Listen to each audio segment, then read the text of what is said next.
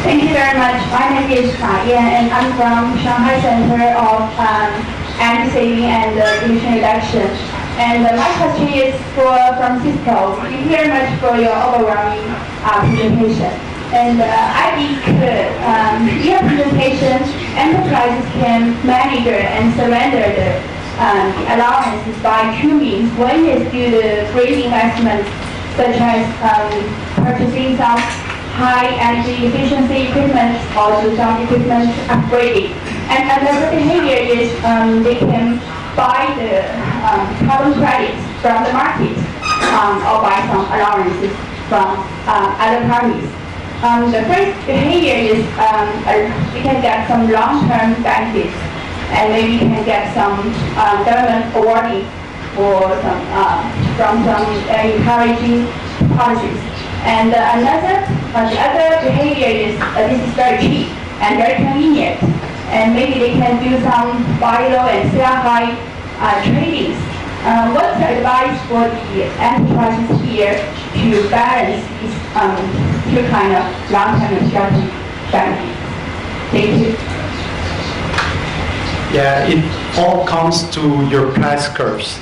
So each company, either they will try to generate their price curve or their price forecast in-house, or they will rely maybe on an external party. And it's, yeah, basically it is very difficult, the short term with the long term, because each company will have its own price curve and its own expectations on prices. So depending on your price curve, if your price curve says, for example, the price is going to be flat for the next 3, 4, 5 months, then of course you will make some decisions based on that. But your price curve can be really, really steep, meaning that you expect the next year price will go up. So then if your trading department says the price curves are going up in the next few months, for example, then of course it would be not so wise to sell at that moment. Also, I have to say, Vattenfall is a compliance company, such as Enel and so on. So I think we are a little bit less risk averse than maybe other companies that have interest mainly on just monetizing the allowances. So I think in our case, priority is basically minimizing cost of compliance at the moment of sales of electricity and maybe for the shorter term. And not so, maybe not so gambling so much on how prices will move next 2 or 3 years. Because once you hedge, that's why maybe energy companies really favor emissions trading systems, because you can really hedge your electricity sales, which is the most important for electricity companies. So the answer is it depends on each company's price curves and estimation on the carbon prices in the future. Thanks. Thank you. And other questions? Hello. Ned from Tubemore, and I would like to ask Francisco one question about that. As you were introduced that your company every year gonna buy some CER from the market, and my question is that so your company so far still have this kind of potential needs to buy the CER from global markets, for example like China, and what is the percentage of the CER takes in the total amount of your carbon neutral mechanism or schemes in figures? Thank you. So these depend on the EU ETS rules and also on some, let's say, financial analysis. So in the EU ETS rules, each country in Europe has the right to decide what percentage of CERs you can use for compliance. In the case of Vattenfall, because of our mix of installations and their location, in average, each installation can use up to 20% or 18% of CERs for compliance, 18% of the EUAs received. So it's a little bit tricky, but that's how it happens in Europe. 18% of the EUAs you receive, that volume can be used by CERs to comply. So said that, if you want to minimize the cost of compliance, and if you see that the price differential between EUAs and CRs is very large, then of course, because of cost minimization, you would try to get as many CRs as possible to the limit to comply. Of course, so I think in Vattenfall and many energy companies have used almost all that volume available for compliance. I would say it's very rough estimate, but I would say maybe out of the 18% that we can use or 20% we can use for compliance, I would say probably 80% has already been used or have been accounted for in for compliance. So yeah, in the future, as the law is in Europe and the EU ETS going forward until 2020, that demand is very fixed for now. And yeah, the closer we get to 2020, the less space will be there for compliance with CRs, because we will have reached the maximum amount of CRs we can surrender in Europe. Great. Any other questions? Yeah, this gentleman. Thank you. I'm around Seco. I have one question to Michael, because you pointed out that now for the third phase in Europe, there is an over-allocation of about 2 billion tons of CO2, if I got it right. So are you aware, or do you expect that then local governments will simply buy back EUAs, because right now they are quite cheap, to have them available for the end of the third period, more towards 2020, when the target will be more challenging and the price might go up. So the question is, to which extent the governments actively interfere with the trading activity, and on the same token, eventually other companies who are not themselves CO2 emissions, but they use it simply as a kind of a speculative, forward-looking opportunity to make money. Thank you. Thank you for the question. I think the question should be more direct to you than to me, because Alstom is, in fact, not directly involved in the CO2 trading in the market. We are driving a policy change in the EU rather than directly involved in that. We only have 2 installations in the EU area to enter the regulation, to enter the compliance of the EU ETS. So we really don't have too much experience on trading and hedging on that. So if your question is directly to my colleague, I think that's more proper.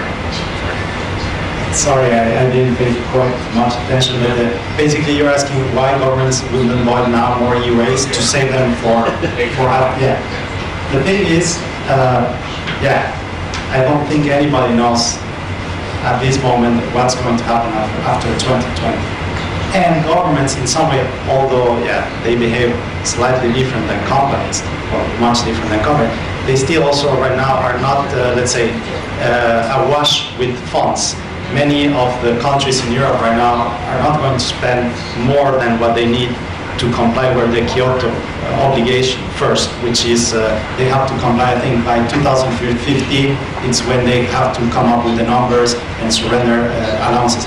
The other thing is many countries also have actually fulfilled their obligations, emission reduction obligations, by not doing any purchasing of EUAs anymore, because their emissions went down. So then they reach their target, let's say, fairly easy. So I don't think the governments right now, I don't see many governments, except maybe few of them, purchasing EUAs or CRs for compliance in the post-2020 world, especially if there is no agreement, international agreement. So yeah, I don't see that happening, and I think, at least for the company's point of view, it's so uncertain, the post-2020, that it would be really, really risky if you decide now to buy tons of EUAs for something that might happen or not after 2020. Because of course, as you know, if you hold EUAs, there is a cost, the cost of money just to have EUAs in your account for 10 years it might be a lot of money. So that's also becomes, there is a financial reason also why not to do that, especially if your long-term CO2 price estimations are not very, let's say, optimistic. I know Wu-Chen has a question, and then I'll come to you, madam. Another question to Francisco. Great. You mentioned your current energy mix in your company, about 40% is on fossil fuel. I wonder, is this is the current mix?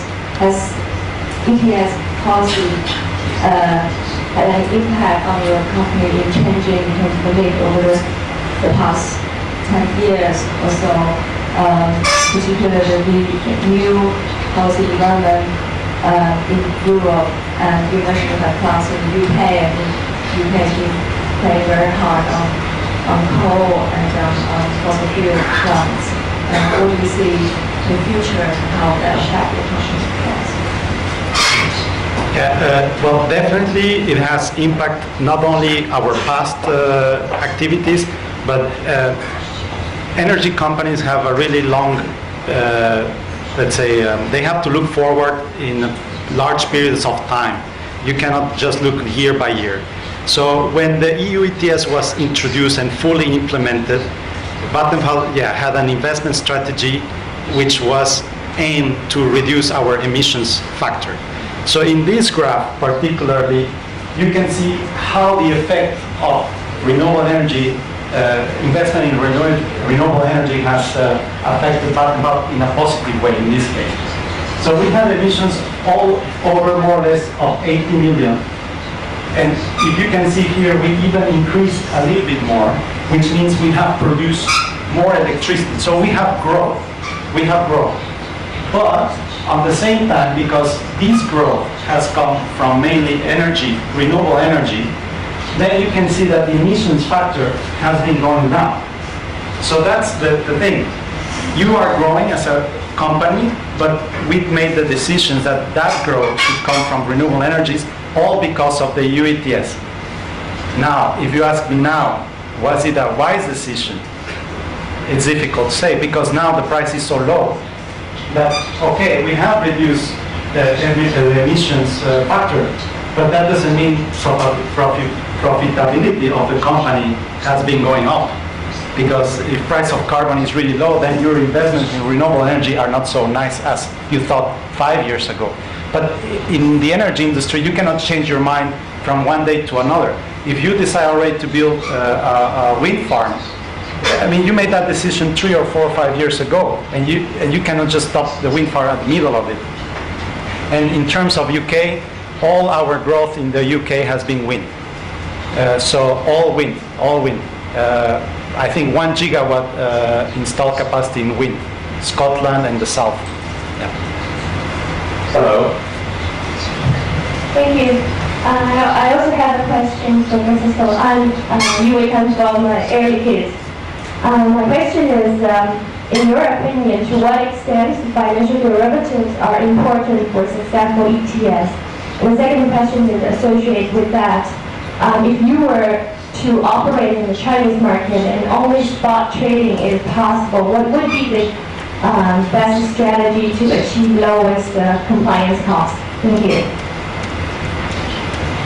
In the first question, the most liquid products are futures, then spot. These ones, they exist, but I have to say they're very limited transactions. These options in EUAs may be more than on CRs. And also you have to understand that options pricing depends a lot on volatility. And the carbon market in Europe at least is very, very volatile. So it means options are really expensive at this moment. And so it will cost you a lot of money. So I would say futures, the most liquid and the most common contract. Spot EUAs also very liquid. Spot CRs not so liquid nowadays. There is not so much volume in the spot market. Options then. Swaps, you see some of them, but These two, I would say they over the counter. These ones, I don't think you can do it quite yet in exchanges, at least for CRs and maybe for UAs. Options, you can see some exchanges pricing this. But definitely these are more bilateral over-the-counter type of contract.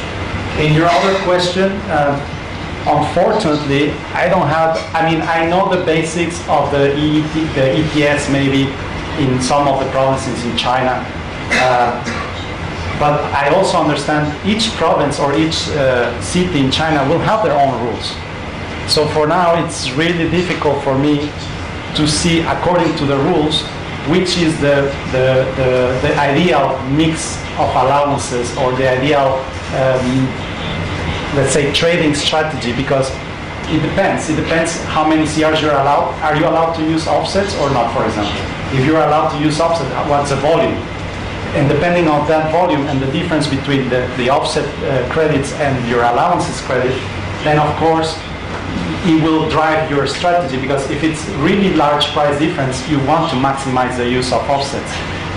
So unfortunately, I'm not familiar exactly with the rules of each ETS, and I think it will be difficult to, even for people like you living within the ETS, I think you will need some period of time to figure out what will be the best strategy to manage your allowances. Because at the beginning, probably there will be so many rules that you have to make sure first, maybe you will have to simulate how it will affect your operations. And then based on those simulations, you can optimize how to comply in the most cost-efficient way.